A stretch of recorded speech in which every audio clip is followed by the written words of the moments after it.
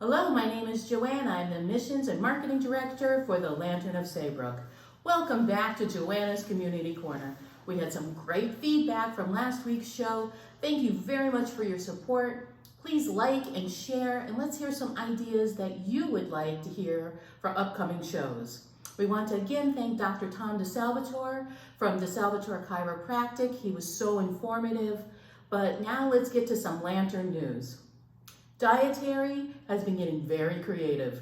And with some summertime snacks, we had s'mores made on the grill, along with chocolate-covered marshmallows dipped in graham crackers, yum yum, and red, white, and blue Jell-O cups, and some delicious fruit smoothies.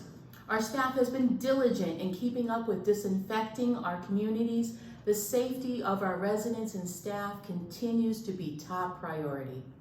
Our residents have been jigsaw puzzle crazy. So new puzzles and games have been ordered. Doing a puzzle enhances problem-solving skills and can help improve memory, but also doing a puzzle with a friend gives one the opportunity to have fun socialization while putting the puzzle together.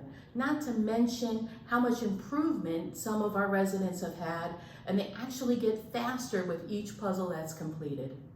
The Lantern of Saybrook has our Bounce Back program. This program is for seniors who have had surgery or illness or just need a little extra TLC. The Lantern will help your senior bounce back and become independent again. We offer beautifully furnished suites, chef-prepared meals, housekeeping, laundry, 24-hour nursing, and on-site therapy. The Lantern of Saybrook also offers respite care for our home caregivers. If there's a vacation that you've been wanting to take or a special event you would like to attend, or if you just need a few weeks to recharge your batteries, the Lantern is here for you. The Lantern of Saybrook wants your loved one to join our community, so we are offering free phone, free Wi-Fi, free cable, and a special deal just for your family member that's going to be good now through the end of August. We're also offering a bonus Bucks Pack program where the Lantern's going to pay you $500. That's a lot. That's a lot. That's a lot. $500 for a move-in referral. For these stories and a whole lot more, please visit our Facebook page, Lantern of Saybrook. Also subscribe to our YouTube channel, Lantern Lifestyles, to view videos from all three of our Lantern communities, Saybrook, Madison, and Chagrin Valley. But now I'm super excited. We have captured Natalie, and we finally got Natalie on camera. Natalie, you have seen in all of my videos, and she's been on our Facebook page, and she does so much here at the Lantern, and we are so happy to have you. Natalie is our Svayus Director, and she is going to talk about dementia and the dementia umbrella. With dementia, there's 88 different types of dementia. Yeah. And we're going to start with the most common one, which is Alzheimer's. Thank you. You're welcome. I'm so happy to have you. Well, I wanted to start with dementia is just an umbrella term for the range of symptoms associated with cognitive impairment. So everything you see under here, it falls under this dementia umbrella. It's used just as a generic term. But with Alzheimer's disease is kind of it is the number one form of dementia that you see. It's a progressive disease where the symptoms will gradually worsen over a period of time. It could be, a number of years that you see it progress. And a little later we'll show you how that progression goes.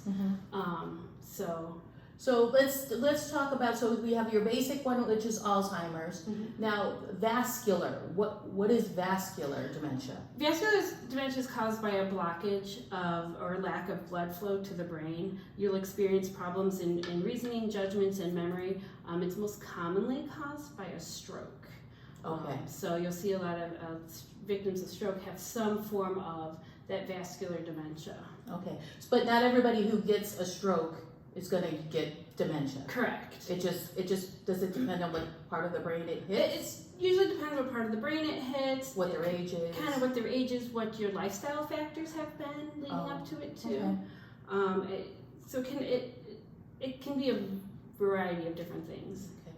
What about this? What about Lewy body? What is a Lewy body? So a Lewy body is actually protein deposits that develop in the nerve cells in the brains. And the regions that involve thinking, memory, and movement, like your motor control and everything. Okay. So different ones kind of affect different parts of the brain. They affect different parts of the brain, and then they affect the different parts of yourself as far as your movement, your speech, your memories, your thinking, your logical thinking, and all that. Okay. Now, what about this last one here?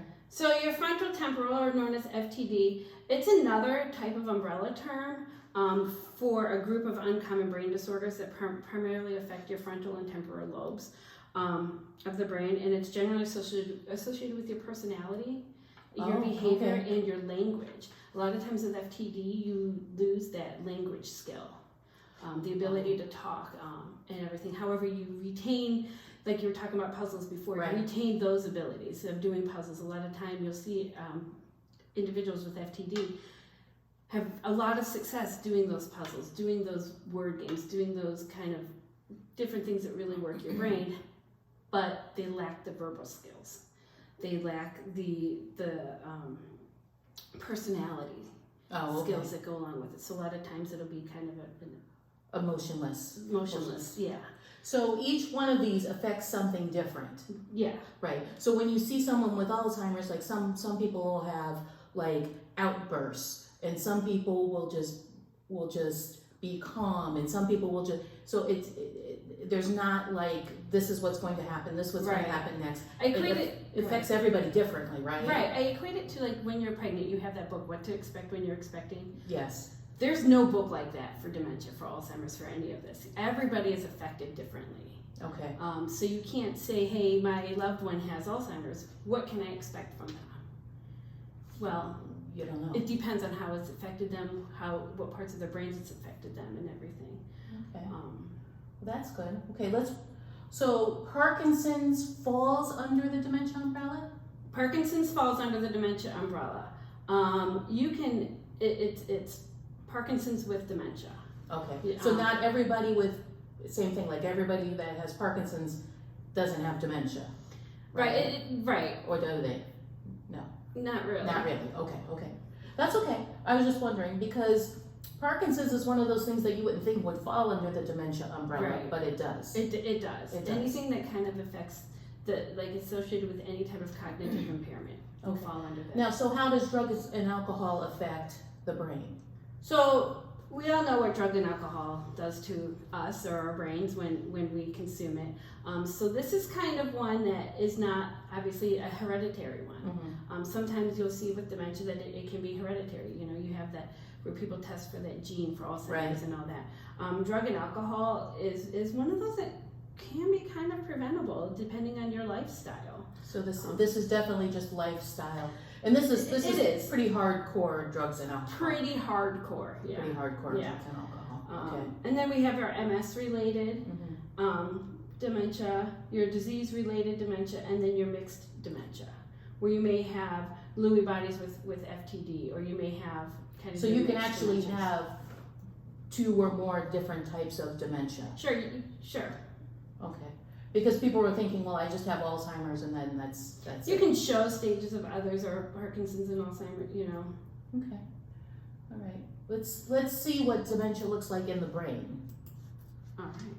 So this is your healthy brain and your advanced Alzheimer's brain. So what can you see as the differences? Well, I see it's much smaller, mm-hmm. and I see these big gaping holes here. Is this where memory was? This is where where your memories are. So as your Alzheimer's advances, your brain shrinks down, and you get these big gaping holes where your language will fall through, where your memories will fall through. So is that why people sometimes will remember some things, not other things? Yeah, and you tend to remember those things that mean the most to you, like a wedding, a birth of a child, a special event, something great that happened to you, and sometimes it's something traumatic that happens to you. It's things that it's a repetition type thing as far as memories go. So do the newest memories go first and it kind of goes backwards? Because I see a lot of our Alzheimer's patients, they're living back in 1950. Right.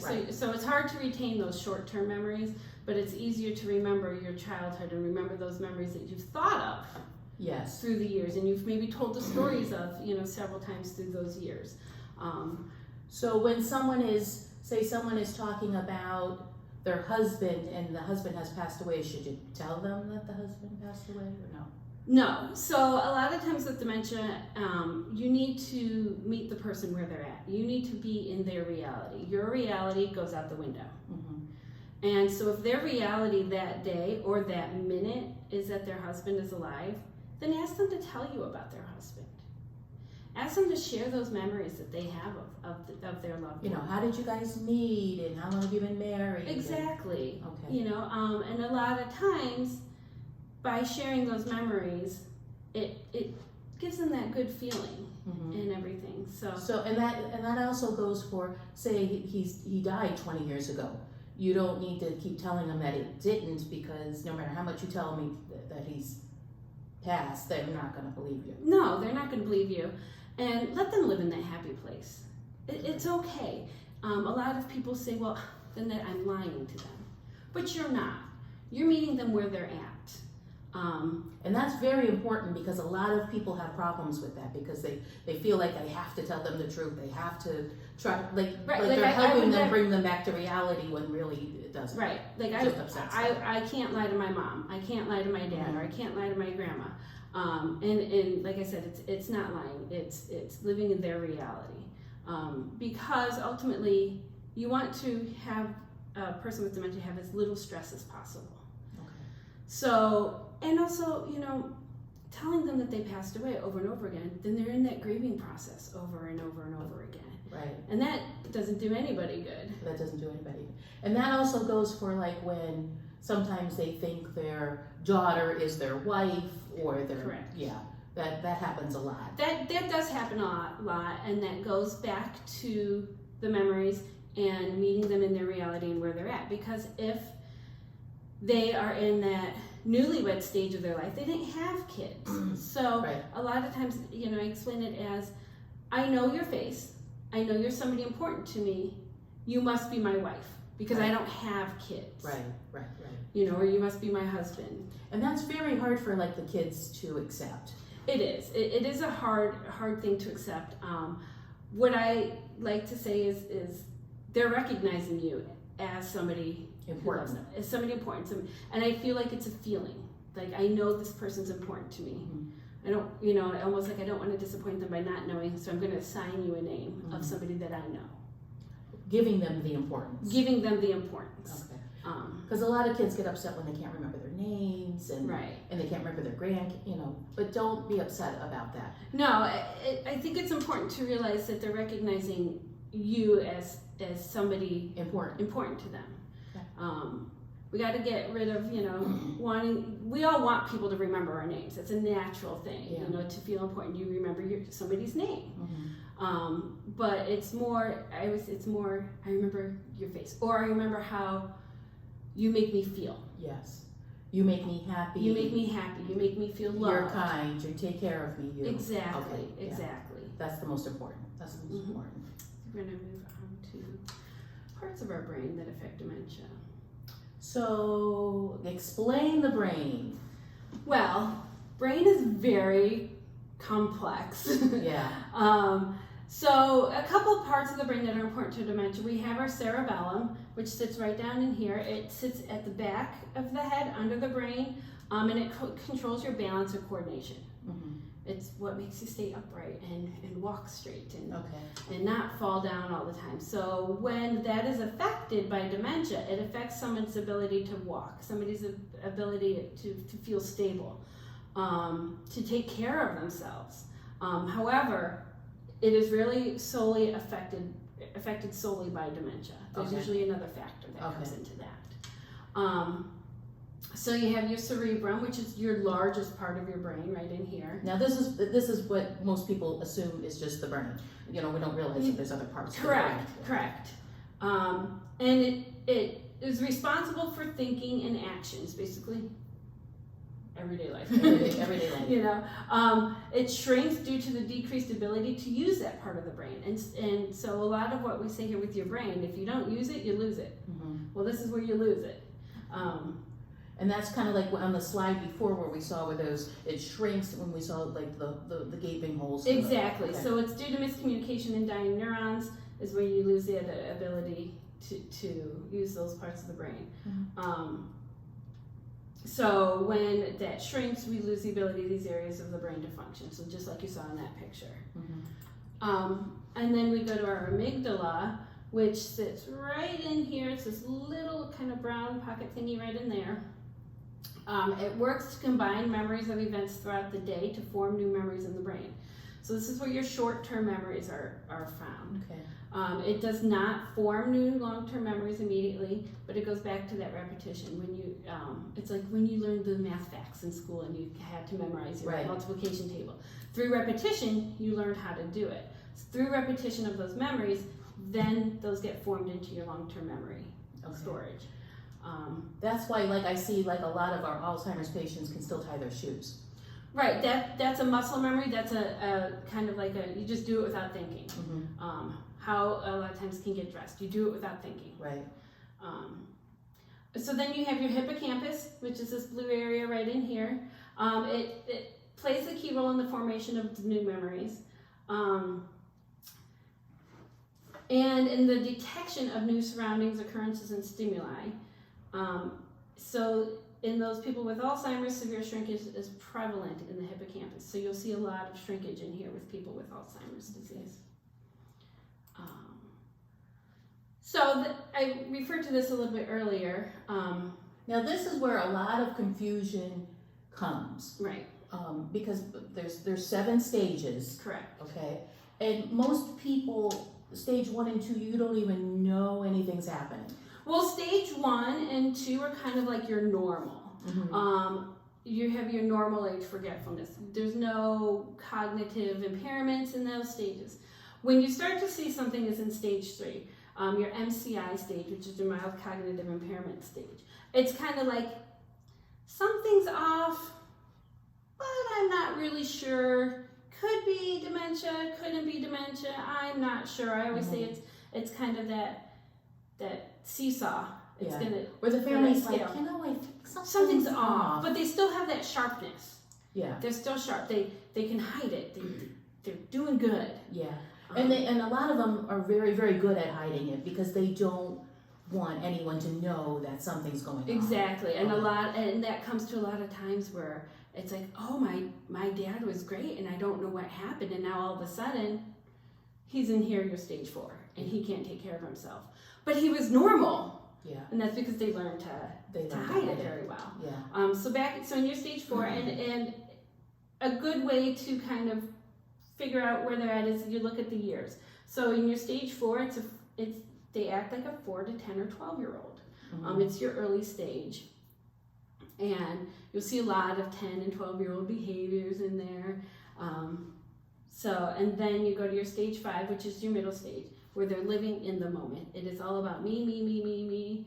The rest of the world doesn't exist. I want it now. Kind of how a toddler would behave. And this is where you tend to have like a lot of issues with anger, control, those types of things. In both of these stages, because a lot of stages, in the early stage, you see a lot of anger because they can't control what's happening. Frustrated. They're frustrated. You know, something's wrong with me. I can't fix it. You know, there's no drug to take to fix it. And then you get into your late stage and your end stage, and your stages 6 and 7. And that's where, you know, a lot of times it's you know, you lose the ability to eat. Time and space become irrelevant to them. Yeah. Okay. Yeah. Okay. All right. So we're down to our myths. So we're doing some myths, and there's a lot of myths when it comes to dementia and Alzheimer's, and so is it part of the natural aging? So it is not part of the natural aging.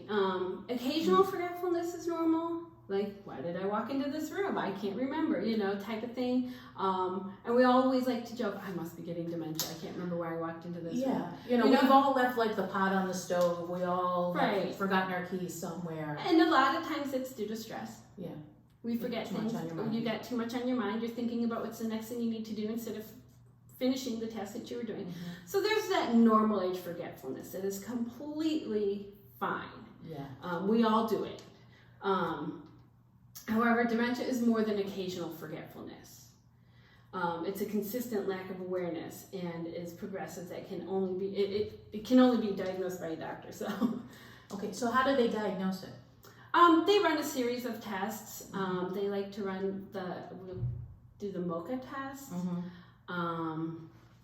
Do they do like a brain scan? Can you like actually see the shrinkage of the brain on the brain scan? So you can see the Yeah. shrinkage of the brain on the brain scan. What's a lot of people don't know is Alzheimer's can't be definitively diagnosed until after death.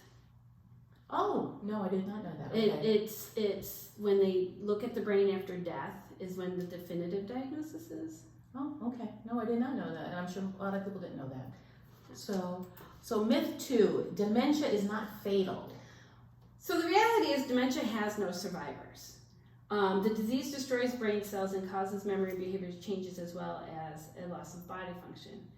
And so as a person's brain shrinks, their abilities decline. So it's kind of, because A is happening, B is happening. And so it's a lot of times it's, I don't know how to chew anymore. Yeah. So it's these factors that are causing it to be fatal.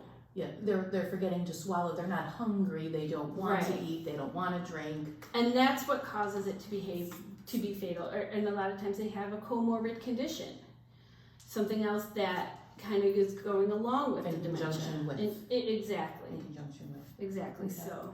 So there are ways to treat dementia to stop the progression of the disease. So is there? Oh, sorry. I read it off the card. I have it wrong.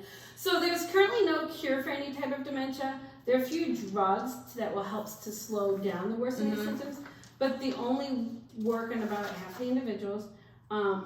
We cannot treat or cure dementia, but we can work to maintain the current physical and cognitive status. And that's a lot of what we do here within our Svayus program. We work to maintain them to their best ability. So through the different brain games that we do, through our working on ADLs, or activities of daily living, having them work with us and keeping them at the most prime optimal level is kind of how we try to combat it and keep it at So you can keep them at stage 3 longer. You can keep them at stage 4 longer. Correct. By doing all of the things that we do here. Exactly, by enhancing their abilities, by having them do for themselves. I always say we're assisted living. That means we are assisting them to live. We are not living for them. And through that is having them do their own laundry. Right. Make your bed. All that types of things. And what that does is it sustains them at their highest optimal level. And that goes along with the exercises and the activities, because again, it goes back to if you don't use it, you lose it. Yeah. Well, that goes with your muscles. That goes with your brain. So if you're constantly working the brain, then you're staying at that level. It's when you stop using everything is when you see that decline. That decline come. And that's why music is a big part here. Oh, music is a huge part. Music is a big part here because everyone connects to music. Everyone.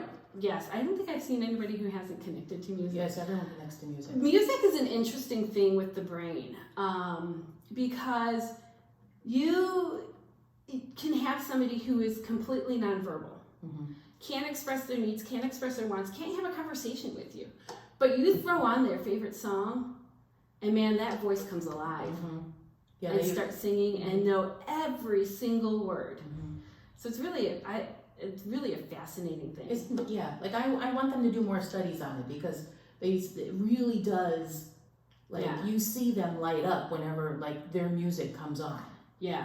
Oh, yeah. It's a whole different, they could be, and then they're ready to go again. Exactly. They're ready to go again. Exactly. So let's go back to the one myth that I skipped over. Sorry, that was my problem. That's okay. So only older adults can have dementia. So this is because that's what you think. You think it's just grandpa that has dementia. Right. Is that not true? That's not true. Oh. In your 30s? You can be diagnosed with dementia. You can be diagnosed with dementia in your 30s. 40s and 50s? Yes. So some of it goes to lifestyle, and some of it goes to... Wow, that's scary. It is. A lot of the diagnosis is early onset Alzheimer's, though other forms of dementia can get diagnosed early as well. Wow. Yeah, it's a scary thing. Okay, so what can we do so that this does not happen to us? Because I didn't realize it could actually happen that early, but usually there's other factors. There's usually other factors that go into Okay. it, but it can happen that early. So I would say exercise your brain. Do tasks that cause you to use all parts of your brain. You could learn something new. It's never too late to learn a new language. Anything that's going to challenge you. So anything that's hard to do. Perform a task in a different way than you are used to doing. I always say, think about how you get dressed in the morning. You get dressed in the same way every single morning. Yeah, we're very repetitive that way. Right. So change it up. If you put your right leg in first in your pants, do your left leg, because that's making you think. If you always brush your hair with your right hand, brush it with your left hand. Yes, now I have heard that before, like use your opposite hand to do tasks. Yeah. Because you really have to concentrate when you're doing that. Anything that gets that brain thinking, anything that makes you have to stop and really concentrate and think. But just as important as keeping your brain healthy, exercising your brain, exercise your body. Because that releases a whole type of other thing to your brain that helps you. So, and eating healthy, eating which we do here. They have wonderful food here, by the way. They have great food here. Yeah. Very well balanced. So things like puzzles. Puzzles are big here. All of a sudden, like everyone is like doing a puzzle. It's like we have puzzles all over the tables everywhere.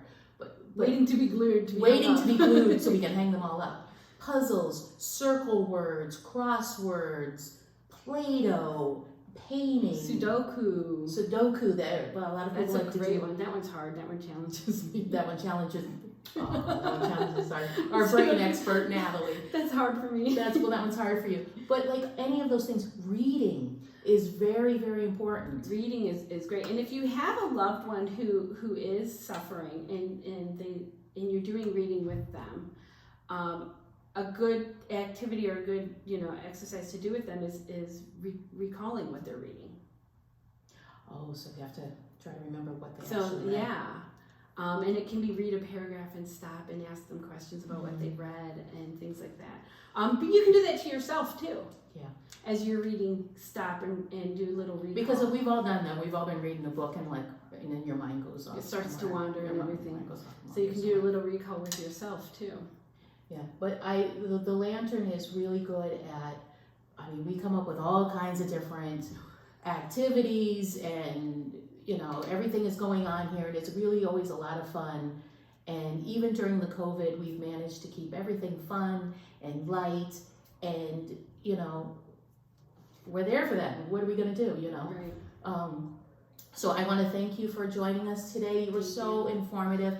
And we want you to come back because there's so much more to the brain and you have so much more knowledge to tell us and we really want to hear it.